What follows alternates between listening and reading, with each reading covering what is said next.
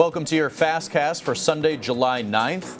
Your top story today: many in the Anchorage area call homelessness one of the most pressing issues facing the city, especially after one of the main homeless shelters in the city closed in May. Several of the people that we reached out to for this story today who live near a homeless camp by 3rd and Ingra say they've had their property trespassed on and have dealt with items being stolen from their yards and say they're concerned for their safety. One property owner says that he owns a rental business for tourists who are visiting Alaska and that he stopped renting for a while because of concerns for his customers. Others who live in the area say that some of the people living in the camps want to better themselves and are trying to rise out of homelessness and say there needs to be more resources to help. He says have some showers, says, these just because they're homeless doesn't mean they're any less of a person. They need showers, they need toilets, they need stuff, to take care of themselves. If you can't take care of yourself, how are you going to get a job? And half of those guys want to get work, but they can't because they can't have a shower. And newspapers have been vanishing in the U.S., especially in rural areas where hundreds of weekly papers have closed in the last few years. Volunteer and nonprofit organizations have been filling that void in some places where local journalism has vanished. Girdwood largely went more than 2 years without a local newspaper after the Glacier City Gazette printed its last issue at the end of 2020.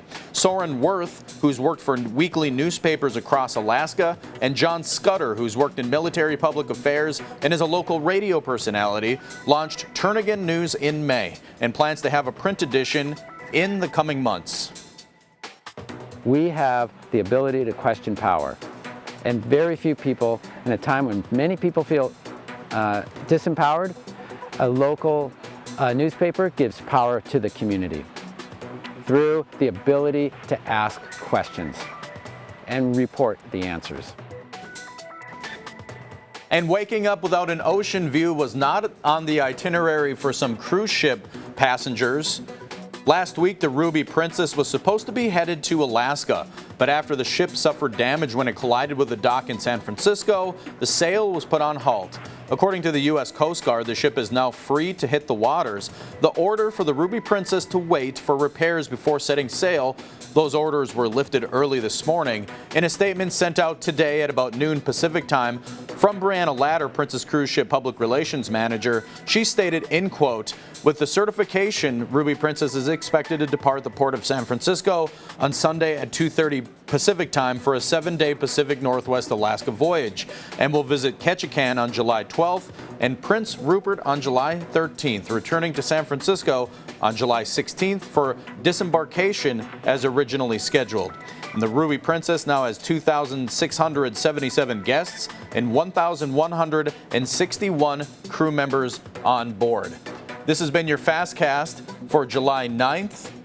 Be sure to tune in tonight at alaskasnewssource.com for the very latest on your news and information.